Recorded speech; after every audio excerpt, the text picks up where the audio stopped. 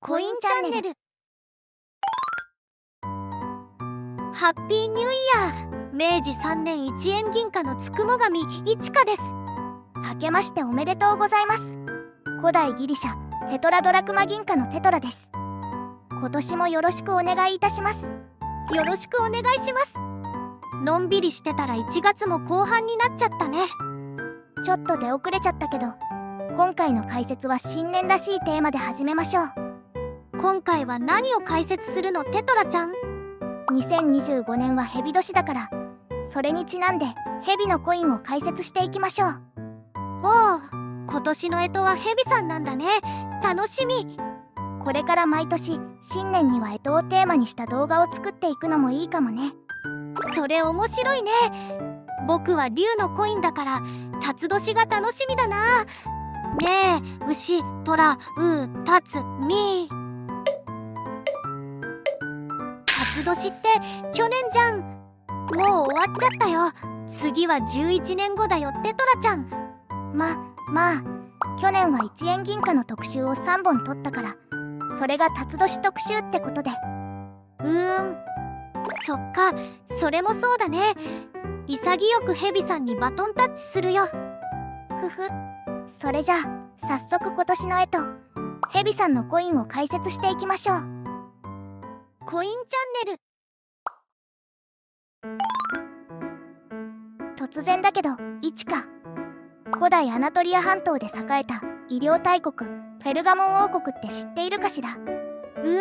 聞いたことないな。古代ペルガモンの医術は現代医学にも大きな影響を与えたの。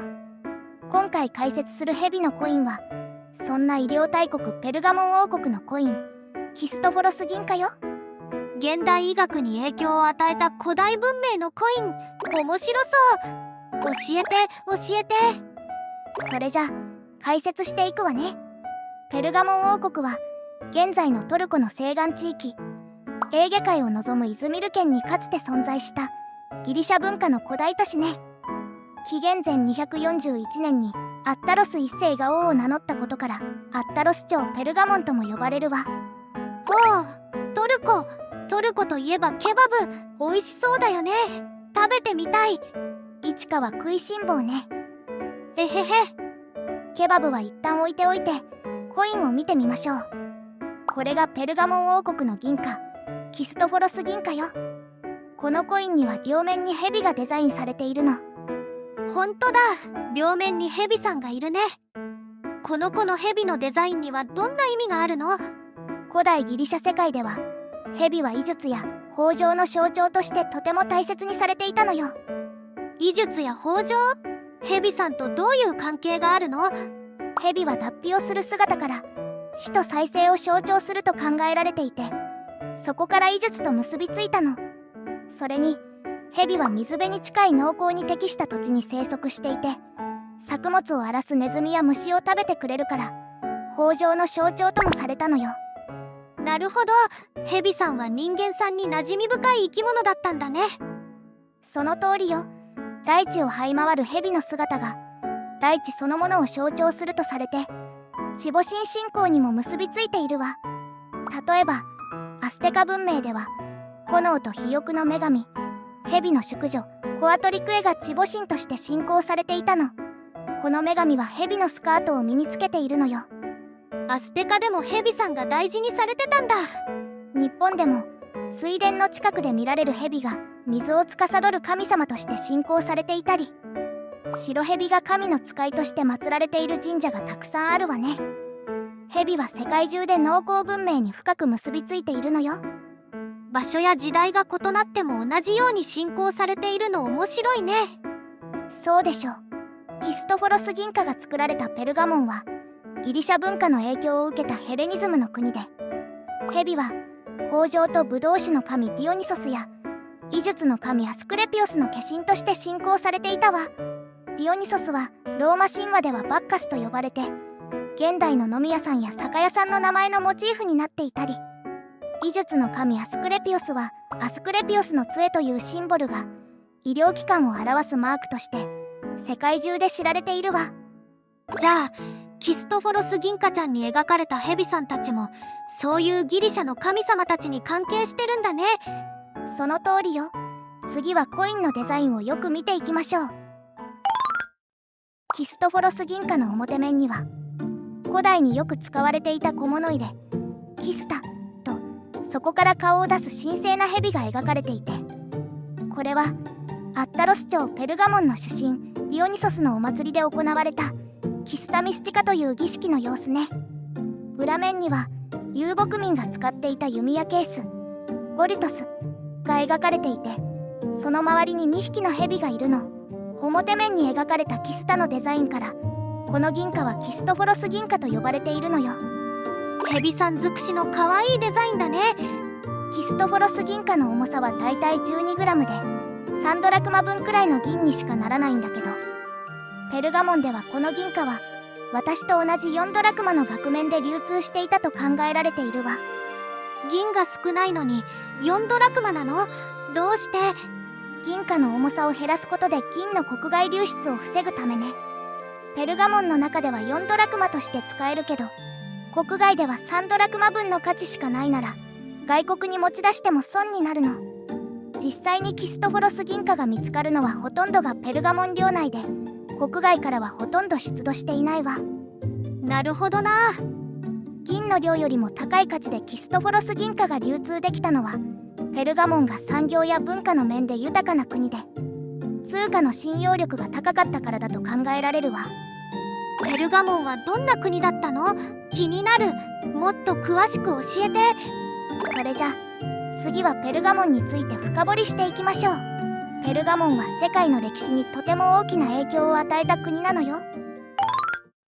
ペルガモンはもともとはアレキサンダー大王の東方遠征の後、大王のディアドコイの一人セレウコスさんが継承したセレウコス朝シリアの都市で、その後セレウコス朝シリアから独立してアッタロス朝ペルガモン王国となって紀元前3世紀から2世紀にかけて栄えたわ。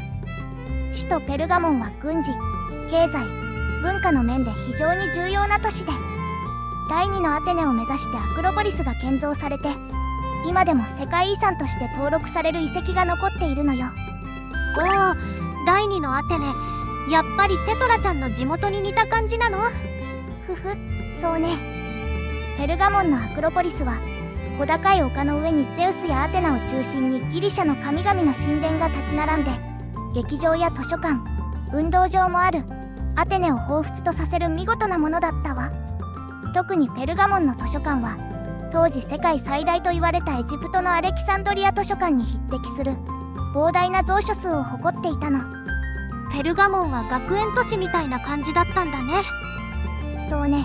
ペルガモンには大勢の学者さんたちが集まってきたわ。学者さんたちは本を書いたり写本を作ったりして、ペルガモン図書館には多くの知識が蓄積されていったのよ。書物は当初エジプトから輸入したパピルスに書かれていたのだけど、エジプトのプトレマイオス王とペルガモンのエウメネス王の間でどちらが大きい図書館を作れるかの競争みたいになってしまって、アレキサンドリア図書館に追いつけ追い越せの勢いで大きくなるペルガモン図書館に危機を覚えたプトレマイオス王はペルガモンへのパピルスの輸出を停止してしまったの。パピルスが輸入できないってことはペルガモンは本を作れなくなっちゃったの？ペルガモンの知識収集への情熱は紙がなくなったくらいでは止まらなかったわ。ペルガモンでは不足したパピルスの代わりに羊皮紙を大量生産したのよ。それ以前にも動物の皮を紙として使うことはあったのだけど、筆記に適した羊皮紙の大量生産に成功したのがペルガモン王国なの。羊皮紙は英語でパーチメントと呼ぶのだけど、その語源はラテン語のペルガメナ、つまりペルガモンが名前の由来なのよ。ペルガモンが羊皮紙の名前の由来だったんだ。すごいね。羊皮紙って以前の動画でも出てきたね。確かコインが図解された最古の本も羊皮紙だったよね。その通りよ。羊皮紙はルネッサンス時代まで最も重要な紙だったの。羊皮紙が広く普及したことはその後の人類の発展にとても大きな影響を与えたのよ。古代ローマの博物学者で政治家のダイプリニウスさんは司書の博物学でペルガモンの楊妃氏についてこう残しているわ。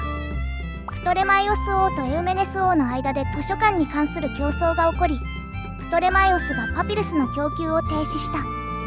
その結果、マルクス・テレンティウス・ワプロによればペルガモンで楊妃氏が発明されたと伝えられている。その後、楊妃氏の使用が広がり、人類の不滅性を確立するものとなった。人類の不滅性の確立。かっこいい言い回しだね。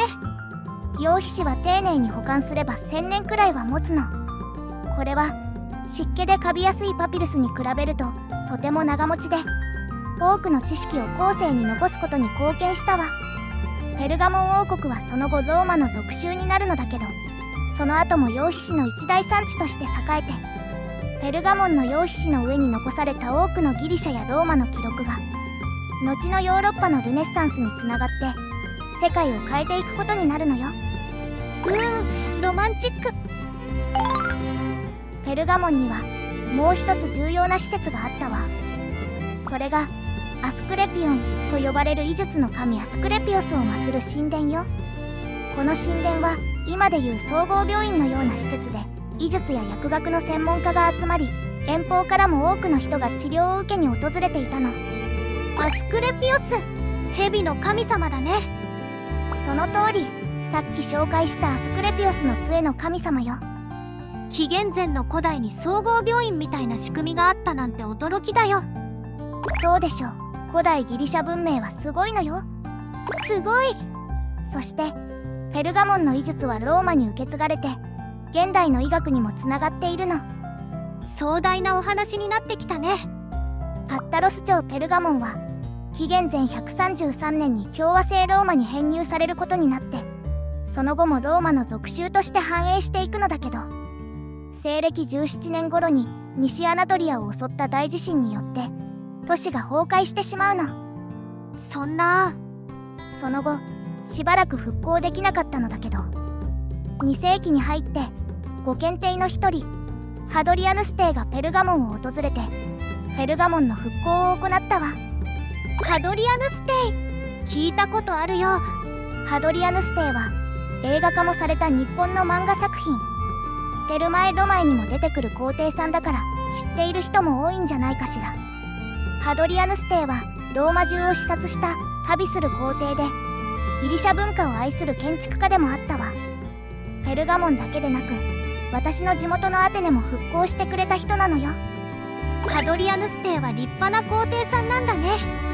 ハドリアヌス帝によってペルガモンのアスクレピオス神殿が再建されて、ペルガモンの医術も復活することになるわ。ちょうどこの頃、現代医学にも影響を与える伝説のお医者さんガレノスさんが生まれるの。伝説のお医者さん、ブラックジャック先生みたいな感じ？孤高の天才医師という意味では近いかもしれないわね。ガレノスさんはペルガモンのアスクレピオスで古代ギリシャの医術を学んだ後、世界各地を旅して医術を研究して薬草や鉱物などの薬の材料を収集して回ったわ。当時のローマでは人間の解剖は禁止されていたのだけど、ガレノスさんは動物を解剖することで臓器や血管、神経の機能を明らかにして解剖学の基礎を作り上げたわ。さらに当時ローマで行われていたグラディエーターの外傷治療を行うことで、動物の解剖学の知識を人間の医術に落とし込んでいったの。ガレノスさんは薬学の面でも大きな功績を残していて、現代でもガレノス製剤の名前で語り継がれているわ。1000年以上語り継がれる、まさに伝説のお医者さんだね。ガレノスさんはその生涯で培った医学の知識を22巻に及ぶ膨大な医学書として後世に残したわ。彼の書物は東ローマ帝国やササーン朝ペルシャにわたってイスラムの医学思想にも影響を与えて、ルネッサンス時代にはイスラムからヨーロッパに輸入されて近代医学の成立に大きな影響を与えたのよ。ガレノスさんはすごい近代的な医学を古代ローマで作り上げたんだね。そうね。でもガレノスさんが全てをゼロから作ったわけではないの。ガレノスさんは紀元前4世紀の古代ギリシャの医聖ヒポクラテスさんを目指して医術を極めていったのよ。ヒポクラテスさんは魔術や迷信のような根拠のない医術ではなく、臨床と観察を重視して医術を経験科学にした医学の父とも呼ばれる人なの。ガレノスさんはヒポクラテスさんを師匠として医術を研究して医術を現代まで続く科学として継承したのよ。知識と経験を何代にもわたって積み上げたもの、それが人間さんの科学なんだね。その通りよ。現代の医学はヒポクラテスさんやガレノスさんだけでなく、たくさんのお医者さんの努力と挫折、数えきれないほど多くの犠牲の上に積み上げられた人類の英知の結晶なの。